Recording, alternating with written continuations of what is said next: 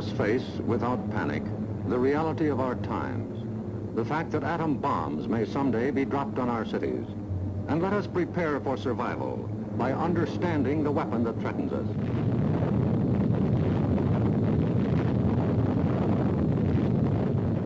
An atom bomb destroys or injures in three ways: by blast, heat, and radioactivity. The blast of an atom bomb is its most important destructive agent. In Japan, whole buildings were flattened by its force.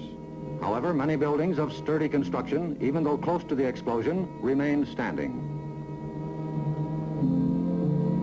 The principal dangers of blast are flying glass and debris, the fires it may start, and the danger of being crushed in collapsing buildings. The atom bomb destroys by heat. People caught in the open as far as 2 miles away suffered flash burns. Yet, protection could have been easily achieved. Here, a bridge post and rail shielded the surface behind it. Any solid material afforded similar protection. The third weapon of the bomb is radioactivity, thrown off at the instant of explosion. However, the majority of people exposed to radiation recovered completely, including a large percentage of those who suffered serious radiation sickness. Today, they lead normal lives. They bear children. Their children are normal. These, then, are the weapons of the atom bomb that we must protect against: blast, heat, and radioactivity. Our cities are prime targets for atomic attack, but mass evacuation would be disastrous. An enemy would like nothing better than to have us leave our cities empty and unproductive. If an emergency should come, our factories will be battle stations. Production must go on if we are to win. Our offices and homes will also be posts of duty, not to be deserted. With the knowledge of the first atomic explosions to guide us, our chances for survival will be far better than those of the people of Hiroshima and Nagasaki, if we act on our knowledge and are prepared. The first job is to look over your own home for shelter possibilities. If you live in a private home that is well built, the cellar is the safest place to be. The lower you get, the more barriers there are likely to be against blast, heat, and radioactivity. Select the basement wall nearest the probable target area of your city. If the house is blown over, it will most likely fall away from this wall. If you have a workbench or strong table big enough to get under, move it into your shelter area near a wall or strong supporting column. If the time comes when you actually have to take shelter, lie under the table.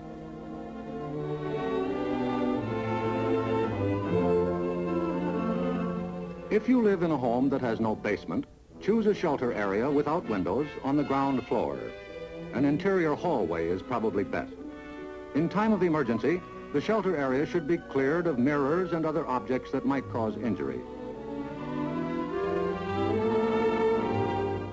If you live in an apartment house, rules for taking shelter will be posted in your building.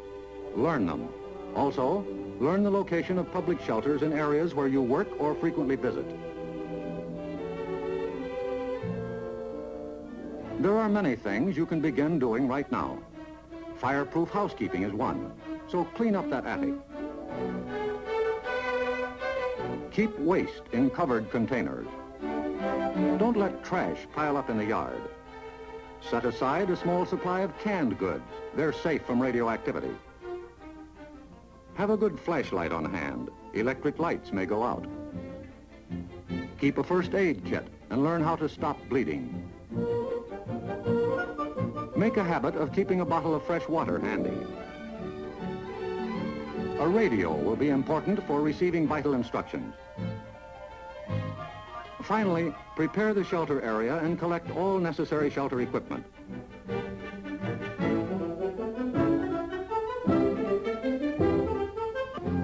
In case of an actual raid or test drill, the alert will be a warbling siren blast, lasting 3 minutes.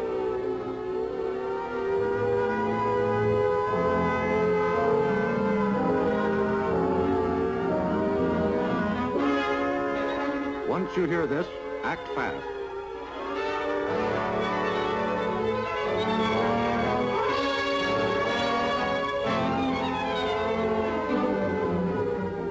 down the shades or blinds and close the drapes against flying glass. Turn off the burners of your gas or electric stove. Disconnect any heating elements, such as electric irons, hot plates, or bathroom heaters.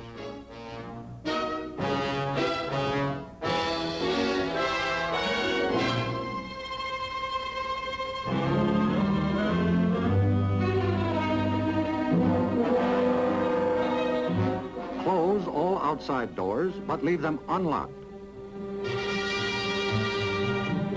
Turn off the gas or oil burners.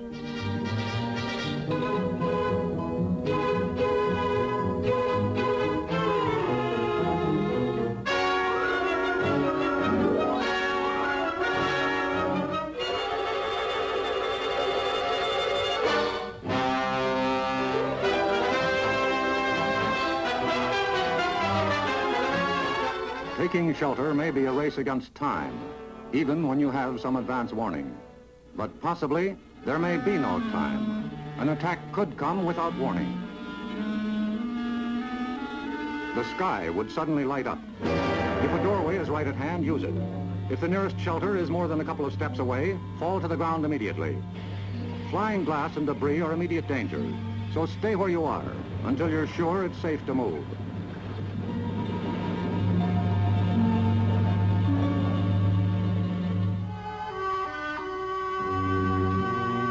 If you are at home when a surprise attack occurs, crawl beneath a table if it is very near, or drop to the floor with your back to the window.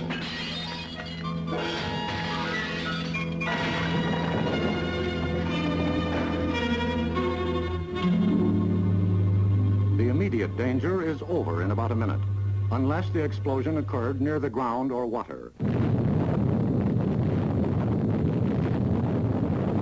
In this case, radioactive materials are trapped in the particles of dirt or water thrown up by the explosion.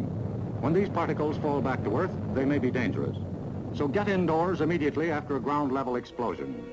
Cover broken windows against radioactive dust with blankets or cardboard.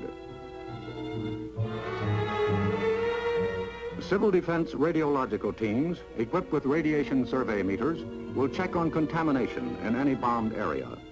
Stay under cover until you hear officially that it is safe outside. If you have been exposed to radioactive dust, wash the exposed areas. Pay particular attention to your hair. Get all the dirt from under your fingernails. If the people of Hiroshima and Nagasaki had known what we know about civil defense, thousands of lives would have been saved. Yes, the knowledge is ours, and preparation can mean survival for you. So act now. Someday your life may depend on it.